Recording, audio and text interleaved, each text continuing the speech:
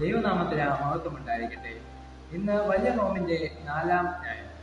ഇന്ന് സഭയായി എടുത്തിരിക്കുന്ന ചിന്താ വിഷയം നിത്യതയുടെ ഇടുക്കുവാതിൽ, the narrow door of eternity. അതിന് ആധാരമായി എടുത്തിരിക്കുന്ന വേദഭാഗം വിശുദ്ധ മത്തായി എഴുതിയ സുവിശേഷം 7-ാം അധ്യായം 7 മുതൽ 14 വരെയുള്ള വാക്യങ്ങളാണ്. ഇവിടെ 13-ാം വാക്യത്തിൽ യേശു ഇങ്ങനെ പറയുന്നു: ഇടുക്കുവാതിലിലൂടെ അകത്ത് കടപ്പിൻ. നാശത്തിലേക്ക് പോകുന്ന വാതിൽ വീതിയുള്ളതും വഴി വിശാലവും അതിൽ കൂടി കടക്കുന്നവർ അനേകരുമാകുന്നു. ജീവങ്കിലേക്ക് പോകുന്ന വാതിൽ ഇടുക്കവും വഴി ഞെരുക്കവുമുള്ളത്, അത് കണ്ടെത്തുന്നവർ ചുരുക്കമത്രേ. ഇവിടെ പ്രതിഫലിക്കുന്നത് നോമ്പിന്റെ കാലം ആത്മപരിശോധനയുടെയും മാനസാന്തരത്തിന്റെയും സമയമാണ്. യേശു ഇവിടെ ഊന്നി പറയുന്നത് ഇടുങ്ങിയ വാതിൽ മാത്രമാണ് ശാശ്വതമായ ജീവിതത്തിന്റെ ഏക വഴി.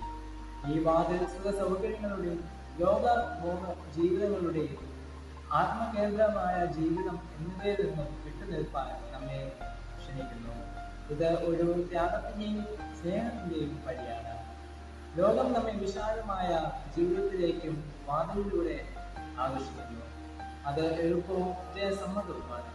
പക്ഷെ യേശുവിന്റെ വഴി എന്നതോ സ്നേഹം, സത്യം, സേവനം എന്നിവയിൽ അധിഷ്ഠിതമായ ഒരു ക്രൂശാണ്. ഈ ഇടുങ്ങിയ വാതിലിന്റെ അർത്ഥം നമുക്ക് ഇതിലൂടെ മനസ്സിലാക്കാൻ സാധിക്കണം. എങ്ങനെയെന്നാൽ പ്രാർത്ഥനയിലൂടെ ദൈവത്തോട് അടുത്തു വരുവാൻ നമുക്ക് സാധിക്കണം. ആത്മാവിനാൽ ആ സാന്നിധ്യത്തിനായി നമുക്ക് അത് അന്വേഷിച്ച് തിരയുവാൻ സാധിക്കണം.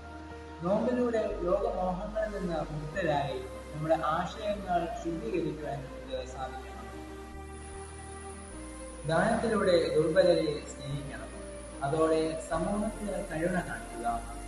ക്രിസ്തുവിന്റെ വഴി സങ്കീർണമാണ്, പക്ഷെ അത് മാത്രമാണ് ജീവൻ നൽകുന്നത്. ഈ നോമ്പിന്റെ ദിവസങ്ങളിൽ നമുക്ക് ആത്മാവിന്റെ ഫലങ്ങൾ പരിശോധിച്ച് ഇടുങ്ങിയ വാതിൽ കണ്ടെത്താനായി ഒന്നിച്ചു നടക്കാം.